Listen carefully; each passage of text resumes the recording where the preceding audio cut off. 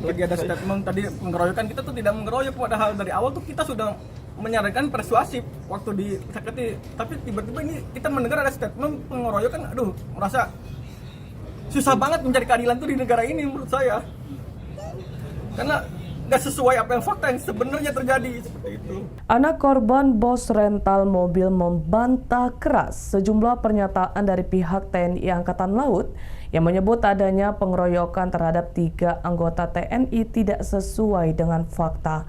TNI Angkatan Laut sempat mengungkap adanya dugaan pengeroyokan terhadap 3 anggotanya sebelum insiden penembakan terjadi. Pangko Armada TNI Angkatan Laut Laksamana Madya Deni Hendrata mengungkapkan bahwa 3 anggota TNI Angkatan Laut Sertu AA, Sertu RH, dan KLKBA menjadi korban pengeroyokan oleh sekitar 15 orang tak dikenal di res area kilometer 45 Tol Merak, Tangerang. Namun Agam Muhammad Nasruddin, anak dari korban, dengan tegas membantah tuduhan pengeroyokan terhadap anggota TNI tersebut. Ia memohon agar Presiden Prabowo turut terlibat dalam menyelesaikan kasus ini.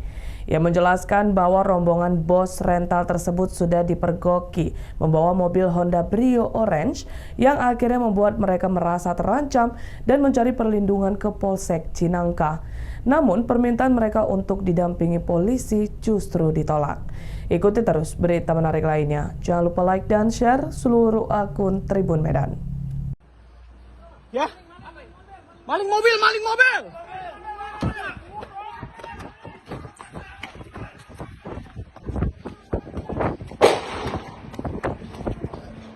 Bapak Presiden Prabowo untuk menangani kasus saya karena ayah saya telah menjadi korban penembakan yang sangat sadis dan sangat keji yang dilakukan oleh oknum anggota TNI AL ini. Depan mata anak-anak sendiri. Saya yang memvideokan, saya yang melihat ayah saya terkubur keluar darah di dada saya. Sampai ada saya buka baju untuk menutup darah ayah saya. Saya buka baju untuk menutup darah ayah saya. Sangat keji kejadian seperti itu. Bayangkan ya, anak melihat kematian orang tua secara pada saat tragis. sakaratul maut ya, itu sangat tidak dibayangkan sekali ya.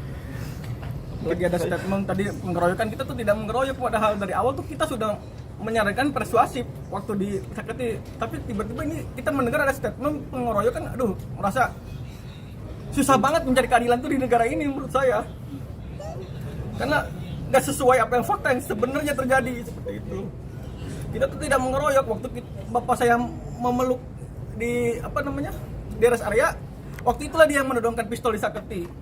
Makanya ada di video itu kan terdengar, mana pistol kamu jatuhkan. Bapak saya sebenarnya menyelamatkan untuk menghindari pistol tersebut. Ternyata dari jauh udah dapat pengawalan, ditembaklah ya saya dari situ. Dan Pak Ramli, kebetulan saudara juga tertembak di bagian perut, sekarang lagi di RSCM. Minta doanya.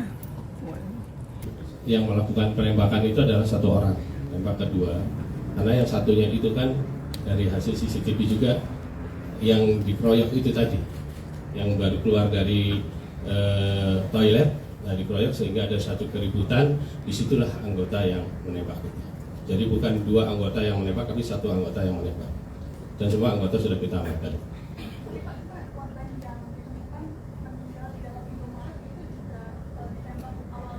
Iya, betul. Awalnya di lokasi itu, kemudian diamankan ke Indomaret dari hasil CCTV itu.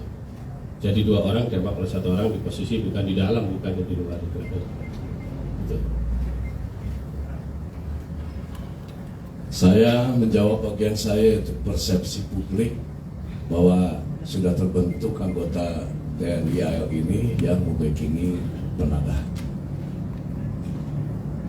Justru saya gelar konferensi pers ini untuk supaya semua tahu ya, bahwa kejadian yang sebenarnya seperti apa.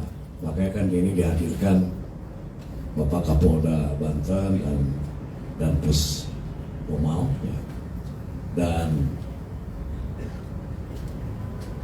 informasi awal yang saya terima itu ya, pengakuan langsung ya, dari 3 anggota ini ya nanti kan tergantung kepada hasil penyelidikan dari dan Puspomau ya sementara ini kita melihatnya ini adalah murni sebagai pembeli karena ingin memiliki sebagai kendaraan untuk pribadi dan nanti mungkin akan dijelaskan oleh dan Puspomau bagaimana rangkaian tadi sudah disampaikan ya kan bagaimana kejadian itu juga tampak tidak ada rasa bersalah ya kan dan itu ada rangkaian dari menurut pengakuan dari salah satu anggota ya, itu kan tadi disebutkan oleh Bapak Kapolda beli dengan 40 juta dan itu kan mobil diambil tanpa surat dan itu ada perjanjian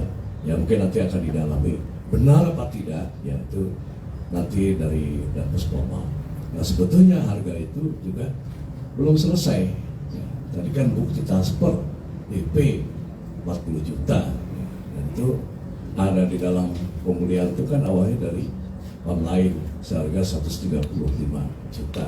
Nah karena si penjual itu tidak bisa memberikan surat STNK dan BPKP, makanya perjanjian ya dan sebetulnya itu sudah mau di cancel ya kan, nggak jadi dah gitu kan.